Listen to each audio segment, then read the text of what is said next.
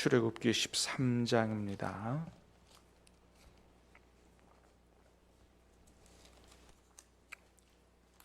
1절에서 마지막 22절까지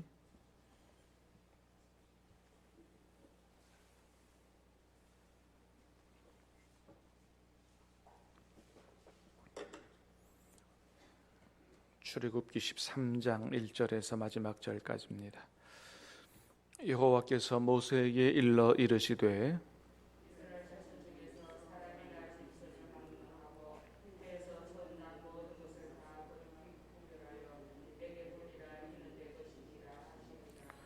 모세가 백성에게 이르되 너희는 애굽 곧 종되었던 집에서 나온 그날을 기념하여 유교병을 먹지 말라. 여호와께서 그 손의 권능으로 너희를 그곳에서 인도해 내셨음이니라. 여호와께서 너를 인도하여 가나안 사람과 헷 사람과 아모리 사람과 히위 사람과 여부스 사람의 땅 곧 내게 주시려고 내 조상들에게 맹세하신 바 젖과 꿀이 흐르는 땅에 이르게 하시거든 너는 이달에 이 예식을 지켜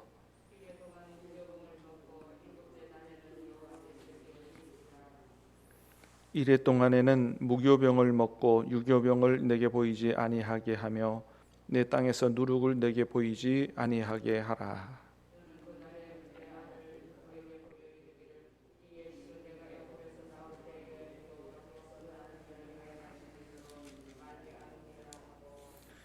이것으로 내 손의 기호와 내 미간의 표를 삼고 여호와의 율법이 내 입에 있게 하라. 이는 여호와께서 강하신 손으로 너를 애굽에서 인도하여 내셨음이니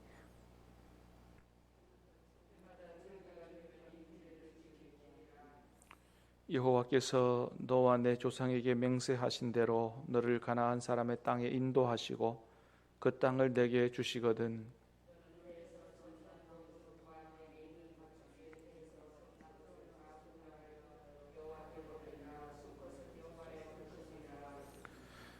나귀의 첫 새끼는 다 어린 양으로 대속할 것이요 그렇게 하지 아니하려면 그 목을 꺾을 것이며 내 아들 중 처음 난 모든 자는 대속할지니라.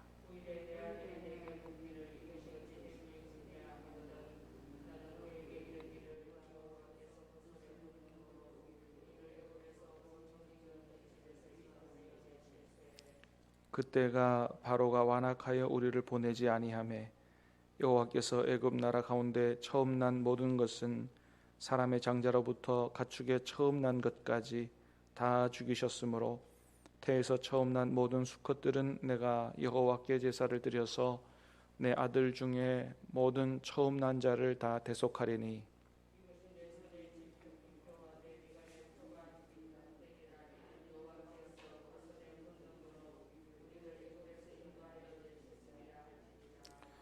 바로가 백성을 보낸 후에 블레셋 사람의 땅의 길은 가까울지라도 하나님이 그들을 그 길로 인도하지 아니하셨으니 이는 하나님이 말씀하시기를 이 백성이 전쟁을 하게 되면 마음을 돌이켜 애굽으로 돌아갈까 하셨음이라.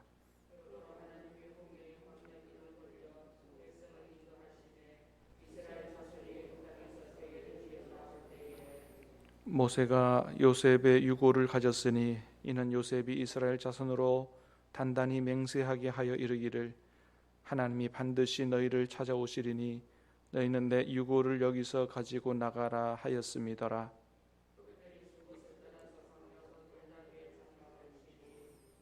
여호와께서 그들 앞에서 가시며 낮에는 구름 기둥으로 그들의 길을 인도하시고 밤에는 불 기둥으로 그들에게 비추사 낮이나 밤이나 진행하게 하시니 낮에는 구름 기둥 밤에는 불 기둥 백성 앞에서 떠나지 아니하니라. 아멘. 오늘 말씀은 초태생 규례 또 유월절 규례 그리고 하나님의 인도하심에 대한 말씀입니다. 자, 1절 2절을 다시 봅니다. 시작. 여호와께서 모세에게 일러 이르시되 이스라엘 자손 중에서 사람이나 짐승을 막론하고 태에서 처음 난 모든 것은 다 거룩히 구별하여 내게 돌리라. 이는 내 것이니라 하시니라. 아멘. 자, 초태생 규례에 대해서 말씀하시는데요.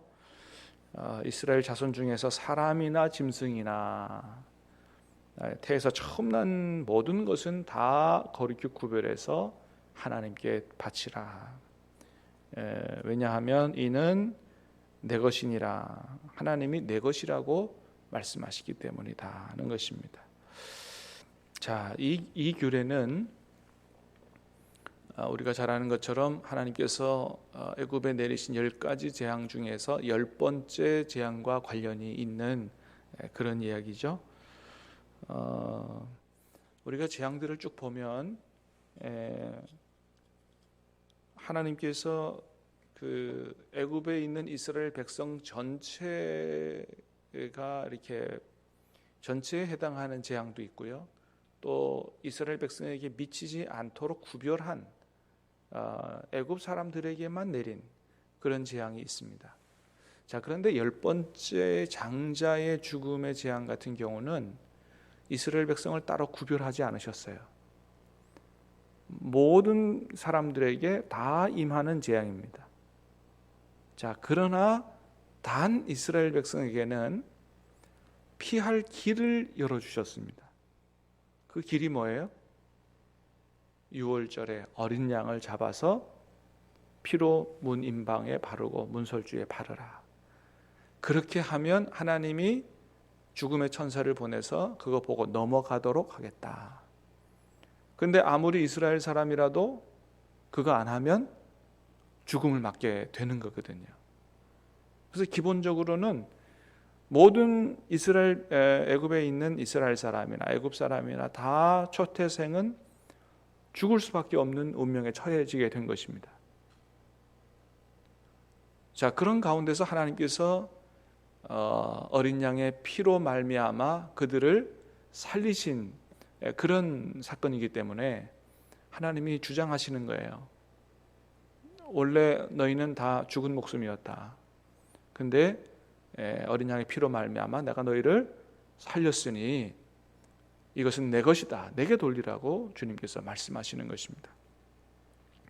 자, 여러분, 이 말씀은 오늘 우리에게도 하시는 말씀이에요. 그죠?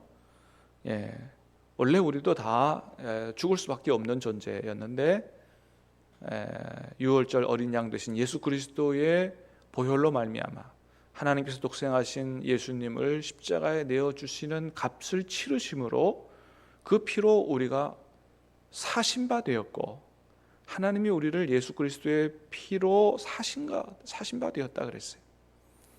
그래서 고린도전서 6장에서 말씀합니다. 너희는 너희 자신의 것이 아니라 값으로 산 것이 되었으니 그런즉 너희 몸으로 하나님께 영광을 돌리라. 우리는 값으로 산 존재다. 하나님이 예수님이라고 하는 너무나 귀한 값을 치르시고 사신 하나님의 것이다. 그러니 너희 것이 아니다. 너희는 너희 마음대로 살면 안 되고 하나님의 영광을 위하여 살아야 된다. 그렇게 말씀하시는 것입니다. 사랑하는 여러분, 십자가를 볼 때마다 나는 예수님의 피값으로 하나님이 사신 하나님의 것이다. 하나님이 나에게 너는 내 것이다. 이렇게 말씀하신다는 사실을 반드시 기억하고 우리가 하나님의 것으로 하나님의 사람으로 하나님의 영광과 하나님의 뜻으로 살 수 있게 되기를 주님의 이름으로 축복합니다. 자, 그 다음에 우리 17절 18절 말씀을 한번 보겠습니다. 시작. 바로가 백성을 보낸 후에 블레셋 사람의 땅의 길은 가까울지라도 하나님이 그들을 그 길로 인도하지 아니하셨으니 이 백성이 전쟁을 하게 되면 마음을 돌이켜 애굽으로 돌아갈까 하셨음이라. 아멘. 자, 이제 애굽에서 나와서 이제 가나안 땅으로 가야 되는데 가장 가까운 길은 어느 길이냐면 블레셋 사람의 땅으로 가는 길입니다. 이건 어떤 길이냐면 해변길이에요. 지금도 있는 그 비아 마리사라고 하는 길인데 이게 이제 미디안 상인들에 의해서 요셉이 잡혀온 길입니다. 자, 이 지중해 해변길로 가면 애굽에서 가나안 땅까지 뭐 길어야 일주일에서 10일 정도면 가는 길입니다. 그런데 하나님께서 그 길로 인도하지 않으셨다는 거예요. 가장 가까운 길 놔두고 다른 길로, 홍해 광야길로, 자, 블레셋 사람의 땅의 길은 가까울지라도 하나님이 그들을 그 길로 인도하지 아니하셨으니, 그죠? 18절에 보니까 그러므로 하나님이 홍해의 광야길로 돌려서 백성을 인도하셨다. 먼 길로 가는 거죠. 광야길은 먼 길일 뿐만 아니고 고생길이죠. 근데 하나님께서 그 길로 인도하셨다는 거예요. 이유가 뭡니까? 가까운 길, 지름길로 가면 좋긴 하지만 블레셋이라고 하는 막강한 대적을 만나면 너무 화들짝 놀라서, 아직 이 출애굽 1세대는 너의 근성을 벗어버리지 못한 사람들이거든요. 믿음이 온전히 준비되지 않은 사람들이에요. 그럼 또 돌아갈 거다. 하나님이 이스라엘 백성들의 지금 믿음의 한계와 수준을 너무 잘 아시는 거죠. 그러니까 하나님이 그 수준을 아시기 때문에 그 수준에 맞게 인도하시는 거예요.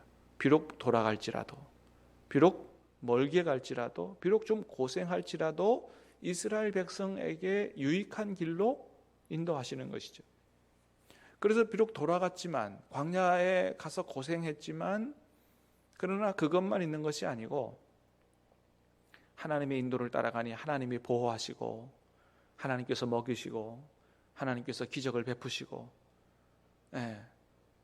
그런 놀라운 하나님의 은혜, 좋은 길로 갔으면 체험하지 못할 하나님의 놀라운 은혜를 다 하나님께서 체험할 수 있도록, 그래서 하나님의 살아계심과 하나님의 능력과 하나님의 사랑을, 은혜를 다 체험할 수 있도록 그렇게 그 길로 인도하셨다.